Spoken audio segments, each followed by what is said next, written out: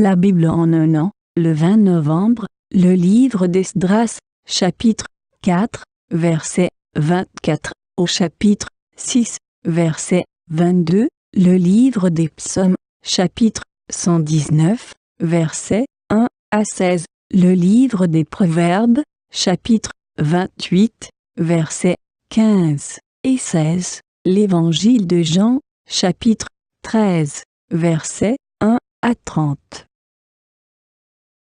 Esdras, chapitre 4. Alors s'arrêta l'ouvrage de la maison de Dieu à Jérusalem, et il fut interrompu jusqu'à la seconde année du règne de Darius, roi de Perse. Esdras, chapitre 5. Agé, le prophète, et Zacharie, fils d'Iddo, le prophète, prophétisèrent aux Juifs qui étaient en Juda et à Jérusalem, au nom du Dieu d'Israël.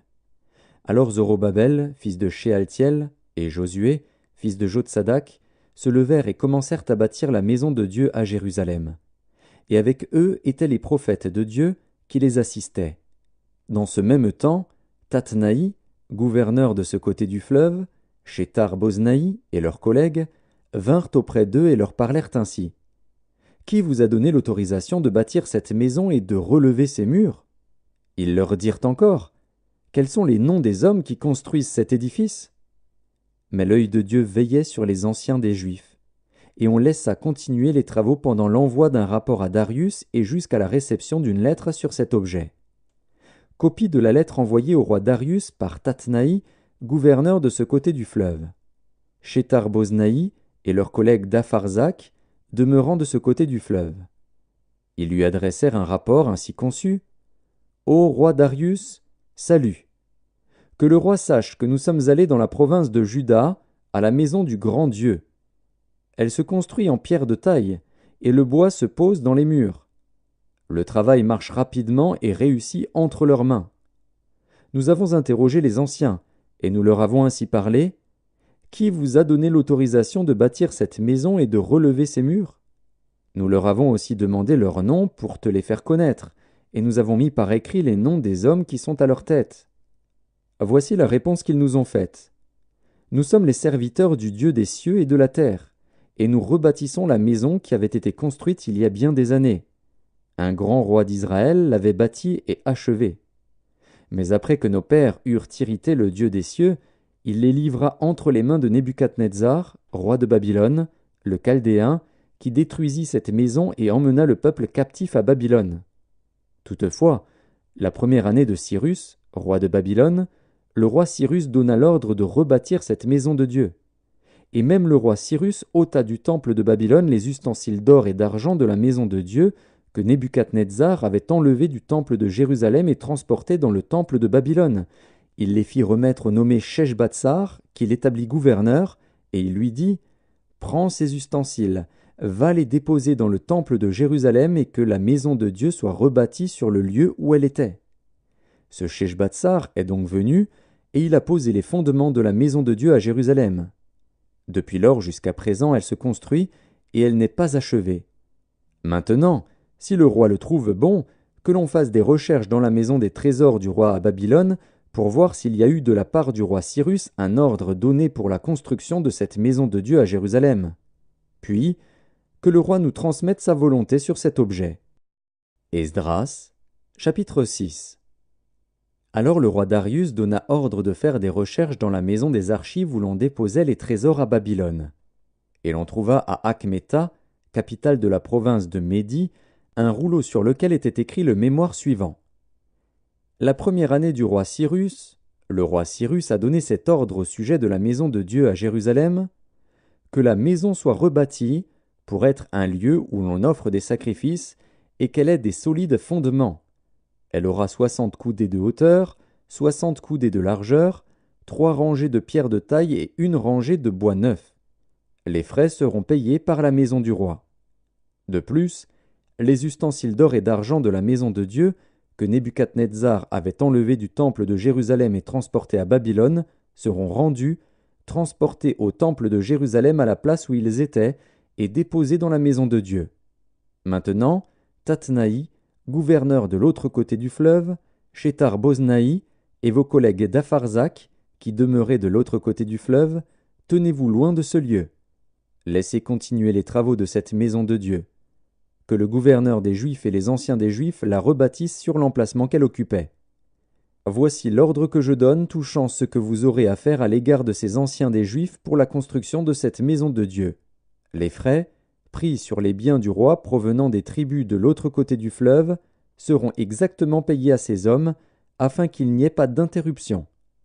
Les choses nécessaires pour les holocaustes du Dieu des cieux, jeunes taureaux, béliers et agneaux, froment, sel, vin et huile, seront livrés, sur leur demande, aux sacrificateurs de Jérusalem, jour par jour et sans manquer, afin qu'ils offrent des sacrifices de bonne odeur au Dieu des cieux et qu'ils prient pour la vie du roi et de ses fils.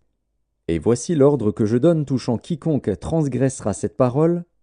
On arrachera de sa maison une pièce de bois, on la dressera pour qu'il y soit attaché, et l'on fera de sa maison un tas d'immondices.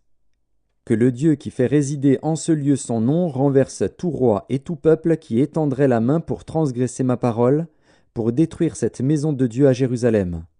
Moi, Darius, j'ai donné cet ordre, qu'il soit ponctuellement exécuté. Tatnaï, gouverneur de ce côté du fleuve, Shethar-Boznaï et leurs collègues se conformèrent ponctuellement à cet ordre que leur envoya le roi Darius.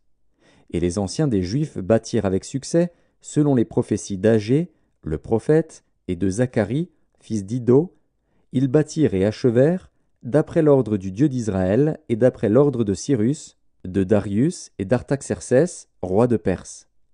La maison fut achevée le 3e jour du mois d'Adar, dans la 6e année du règne du roi Darius.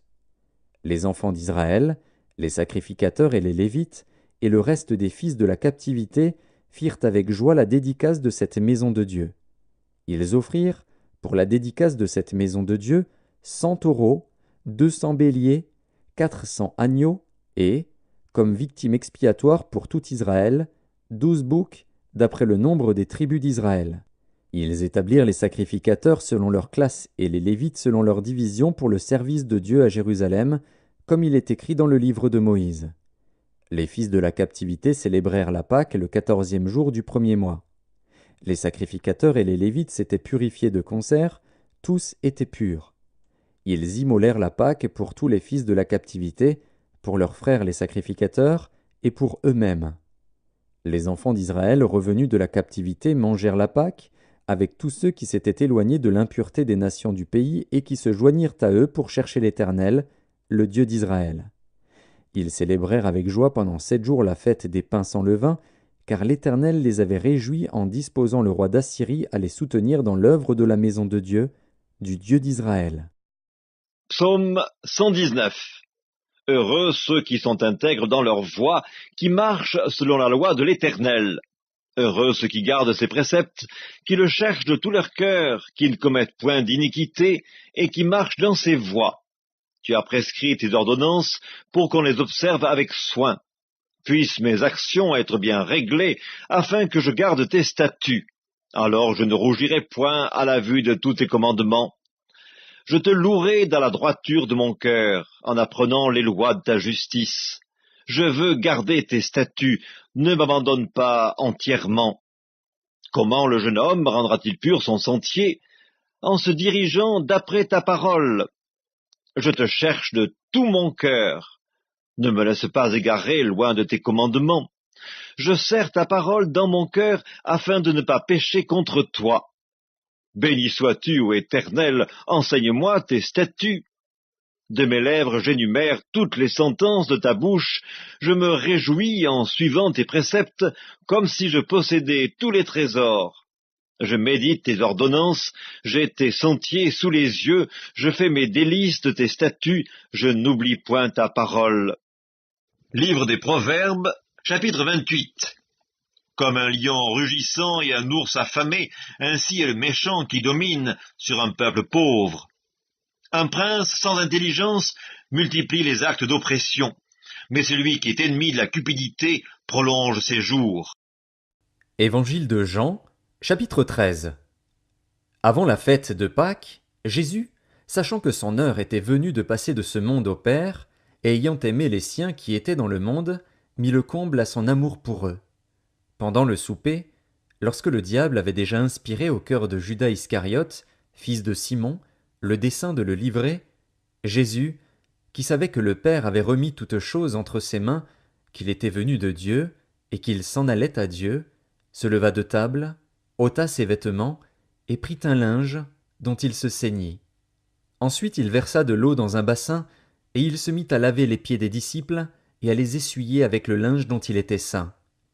Il vint donc à Simon-Pierre, et Pierre lui dit, « Toi, Seigneur, tu me laves les pieds ?»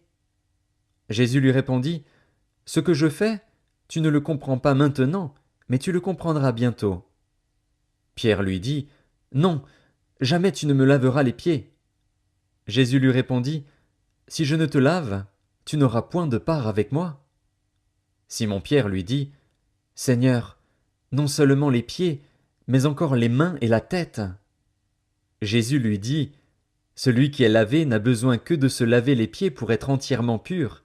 Et vous êtes purs, mais non pas tous. » Car il connaissait celui qui le livrait, c'est pourquoi il dit, « Vous n'êtes pas tous purs. » Après qu'il leur eut lavé les pieds et qu'il eut pris ses vêtements, il se remit à table et leur dit, « Comprenez-vous ce que je vous ai fait?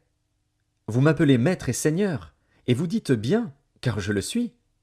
Si donc je vous ai lavé les pieds, moi, le Seigneur et le Maître, vous devez aussi vous laver les pieds les uns aux autres. Car je vous ai donné un exemple, afin que vous fassiez comme je vous ai fait.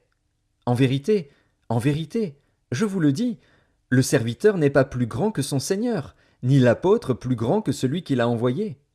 Si vous savez ces choses, vous êtes heureux, pourvu que vous les pratiquiez. Ce n'est pas de vous tous que je parle. Je connais ceux que j'ai choisis. Mais il faut que l'Écriture s'accomplisse. Celui qui mange avec moi le pain a levé son talon contre moi. Dès à présent je vous le dis, avant que la chose arrive, afin que, lorsqu'elle arrivera, vous croyiez à ce que je suis. En vérité, je vous le dis, celui qui reçoit celui que j'aurai envoyé me reçoit, et celui qui me reçoit celui qui m'a envoyé. » Ayant ainsi parlé, Jésus fut troublé en son esprit, et il dit expressément, « En vérité, je vous le dis, l'un de vous me livrera. » Les disciples se regardaient les uns les autres, ne sachant de qui il parlait. Un des disciples, celui que Jésus aimait, était couché sur le sein de Jésus. Simon-Pierre lui fit signe de demander qui était celui dont parlait Jésus. Et ce disciple, s'étant penché sur la poitrine de Jésus, lui dit, « Seigneur, qui est-ce » Jésus répondit, « C'est celui à qui je donnerai le morceau trempé. » Et, ayant trempé le morceau, il le donna à Judas, fils de Simon, l'Iscariote. Dès que le morceau fut donné, Satan entra dans Judas. Jésus lui dit, « Ce que tu fais, fais-le promptement. » Mais aucun de ceux qui étaient à table ne comprit pourquoi il lui disait cela, car quelques-uns pensaient que, comme Judas avait la bourse, Jésus voulait lui dire, « Achète ce dont nous avons besoin pour la fête », ou qu'il lui commandait de donner quelque chose aux pauvres. Judas, ayant pris le morceau, se hâta de sortir. Il était nuit.